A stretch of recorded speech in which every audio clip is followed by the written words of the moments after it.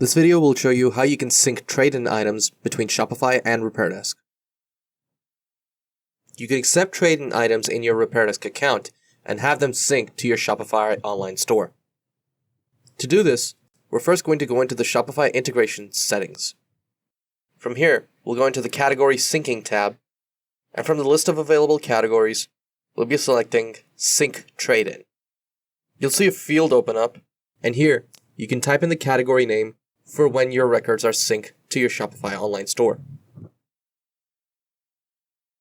Once you're done, click on Save and Sync. You should get a notification that your sync request was sent successfully. Now if we head over to our Shopify store, if we select the Products section from the left-hand menu and refresh it, we should now see all our trade-in items appear in the Products page. When we select an item, we can see that the product type is the one that we typed in RepairDesk. And that's how you can sync trade-in items between Shopify and RepairDesk.